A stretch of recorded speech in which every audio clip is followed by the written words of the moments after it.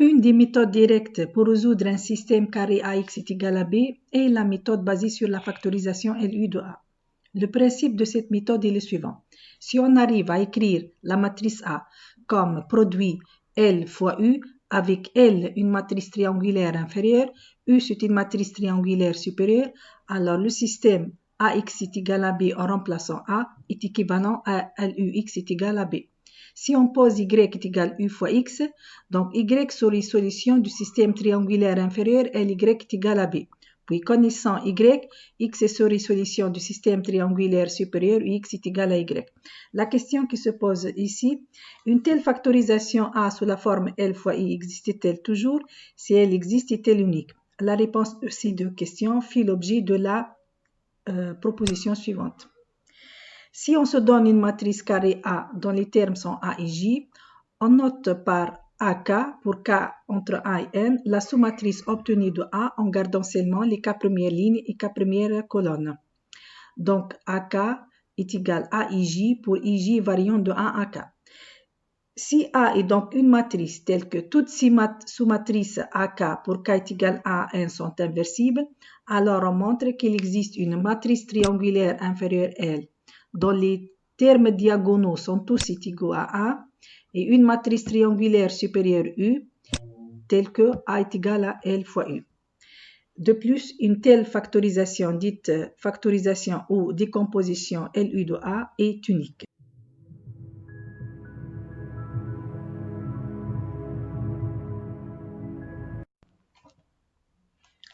Si A admet une factorisation LU, comment calculer les deux matrices L et U? Voyons sur un exemple. Soit A la matrice de taille 3 suivante.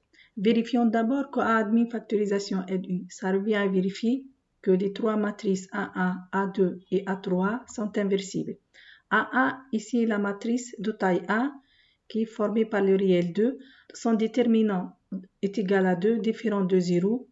A2, c'est la matrice 2, 1, 1, 2. Son déterminant est égal à 4 moins 1 est égal à 3, différent de 0. A3, c'est la matrice totale A. Le déterminant de A3 est égal au déterminant de A. On peut utiliser par exemple la règle de Sarus pour vérifier que le déterminant de A3 ici est égal à 5, différent de 0. Et donc A admet une factorisation LU. Calculons L et U. L est une matrice de taille 3. C'est une matrice triangulaire inférieure avec terme diagonaux est égal à A. On note L et J, les autres coefficients de L. On note aussi les coefficients de la matrice triangulaire supérieure, U par U et J. Le produit L fois U donne la matrice en rouge ici, qui n'est autre que la matrice A. Pour calculer n'importe quel terme L et J de L ou U et J de U, on utilise le même terme A et J de A. Sachant que quel que soit IJ, et comme A est égal à L fois U, que A et J est égal à la somme de K est égal à N est égal à 3 ici, L I K fois U K J. Mais comme L est une matrice triangulaire inférieure, le terme L I K peut être non nul si K est inférieur ou égal à I. Également, UKJ peut être non nul si K est inférieur ou égal à J. Et donc, le K est inférieur ou égal à min de IJ. Donc, la somme ici, c'est de K est égal à A au min de IJ.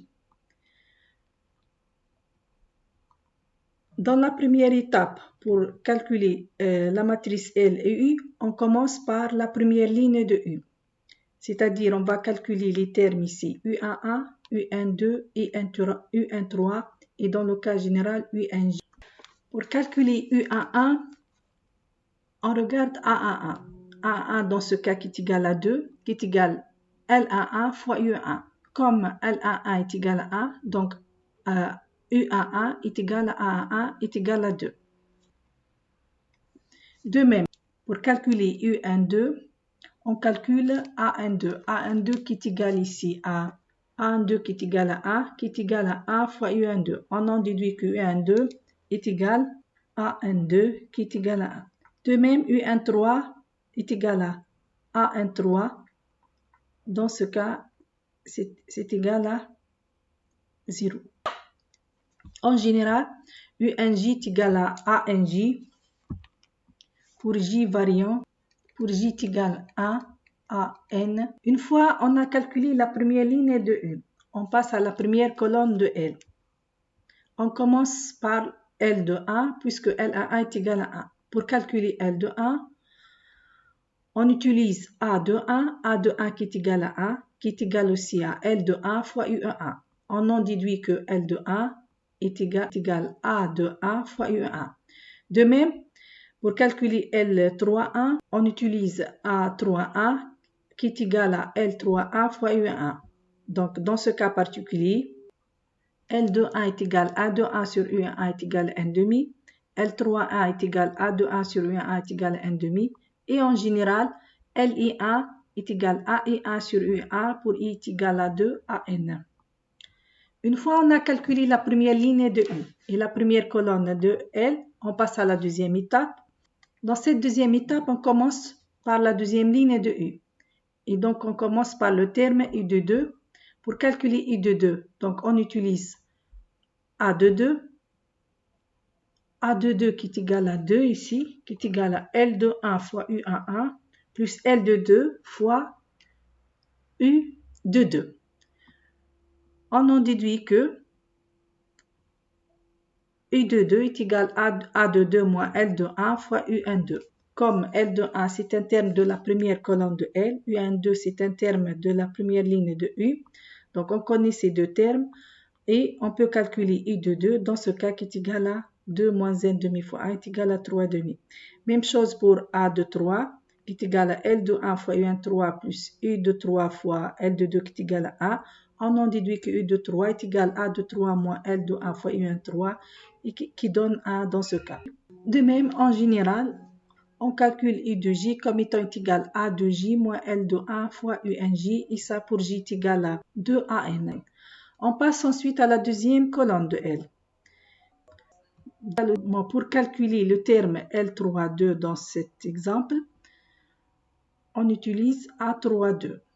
A32 qui est égal à L31 fois UN2 plus L32 fois I de 2. On en déduit que L32 est égal à A32 moins L31 fois UN2 sur I de 2. En général, on a LI2 est égal à I2 moins LI1 fois UN2 sur I de 2.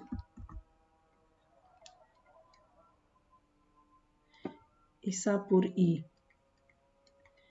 est égal à 3 à N. La dernière étape est ici, donc étape 3, troisième étape. Bon, reste seulement le terme U33 à calculer. Il suffit d'utiliser A33. Dans cet exemple, A33 est égal à 2, qui est égal à L31 fois U13 plus L32 fois 2 U de 3 plus L33 fois U33. U33 qui est égal à L31, L32 et U13 et U23 sont déjà calculés. On en déduit que U31 qui est égal à 33 moins L31 fois UN3, entre parenthèses ici, plus L32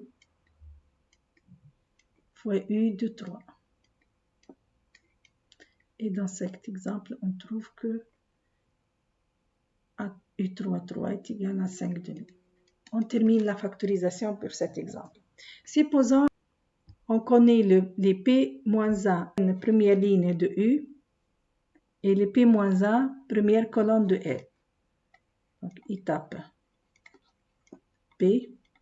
Donc, on va passer à la ligne, à calculer la ligne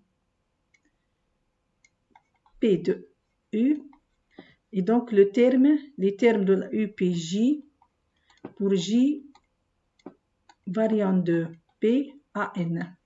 On va utiliser le A puis J est égal à la somme de K est égal à 1 AP L PK fois UKJ qui est égal aussi la somme de K est égale à 1 à P moins 1, LPK fois UKJ plus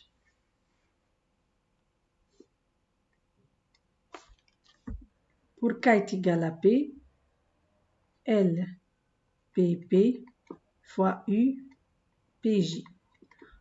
On en déduit que UPJ, en utilisant le fait que LPP est égal à 1, c'est exactement égal à PJ moins la somme de K est égal à 1 jusqu'à P moins 1 de LPK fois UKJ.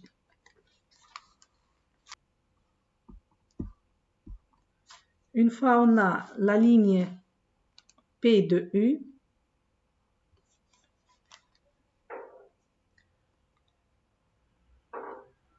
on passe à la colonne P de L. Et donc on va calculer les termes de la forme LIP variant de P plus 1. Donc on va calculer les termes LIP pour I variant de P plus 1 à N, puisque le terme LPP est égal à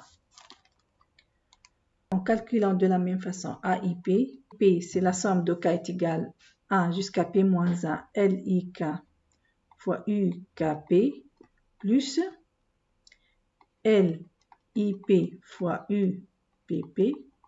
J'en déduis que LIP est égal à IP moins la somme. Donc on va utiliser les lignes précédentes de U et les colonnes précédentes de U jusqu'à P moins 1, LIK fois UKP, de tout que je divise par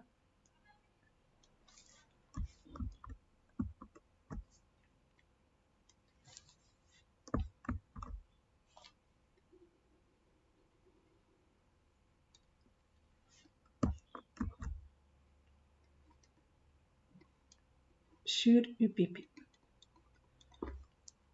On obtient l'algorithme de la factorisation LU suivant.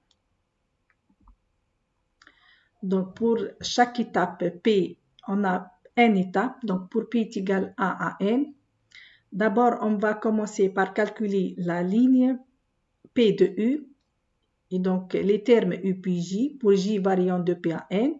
U puis J est égal à PJ moins la somme de K est égale à P moins 1 LPK fois UKJ.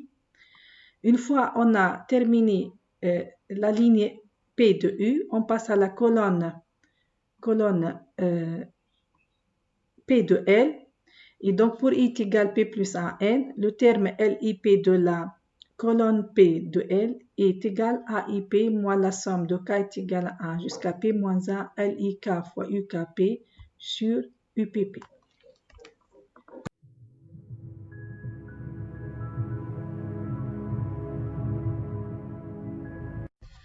Maintenant, connaissant la factorisation LU de A, pour déterminer X solution d'un système AX est égal à B, on résout le système triangulaire inférieur LY est égal à B par l'algorithme de descente, puis connaissant Y, on calcule X solution du système triangulaire supérieur X est égal à Y par l'algorithme de remontée. Pour comparer la méthode basée sur la factorisation LU avec d'autres méthodes, on a besoin de calculer le nombre d'opérations. Bon, le nombre d'opérations ici de la factorisation LU est le suivant. À chaque étape P, on a besoin de calculer les éléments de la ligne P de U. Et donc, pour calculer chaque coefficient UPJ qui est égal à PJ moins la somme de K est égal à P moins 1 LPK fois UKJ. Donc, le calcul de UPJ nécessite ici P moins 1 multiplication. Si on considère qu'une soustraction est une addition, au total, on va avoir 2 fois P moins 1 opérations. Pour la PM ligne, donc au total, nous aurons besoin de 2 fois N moins P plus 1 fois P moins 1 opérations. Même chose pour calculer le terme LIP de la colonne P, on a besoin d'une division plus P-1 multiplication plus P-1 addition, ce qui donne 2 fois P-1 plus 1 opération. Donc, pour toute la colonne, nous aurons besoin de N-P fois 2 P-1 opération. Donc, le nombre total est donc, pour faire la factorisation, serait la somme de P est égal à N, 2 fois N moins P plus 1 fois P moins 1. Ça, c'est pour calculer la ligne P de U, plus N moins P fois 2P moins 1 pour calculer la colonne P de L. En utilisant le fait que la somme de P pour P est égal à N est égale N fois N plus 1 sur 2 et que la somme de P carré pour P est égal à N est égal à N fois N plus 1 fois 2N plus 1 sur 6, on en déduit que le nombre total est équivalent à 2 tiers N au cube. Et donc, on remarque que la factorisation LU de la matrice nécessite le même nombre d'opérations que celui pour l'élimination de Gauss. Quand est-ce qu'on utilise donc la méthode basée sur la factorisation LU pour résoudre un système à x est égal à b? On utilise la factorisation LU de A pour résoudre plusieurs systèmes linéaires avec la même matrice A mais avec des seconds membres différents. On peut utiliser également cette factorisation LU pour calculer le déterminant de A qui n'est autre dans ce cas que déterminant de L fois déterminant de U qui est égal produit des termes diagonaux de U. Et donc, la factorisation LU permet aussi de calculer le déterminant de A en seulement de l'ordre de 2 tiers n au cube opération au lieu de n factoriel moins 1 fois n moins 1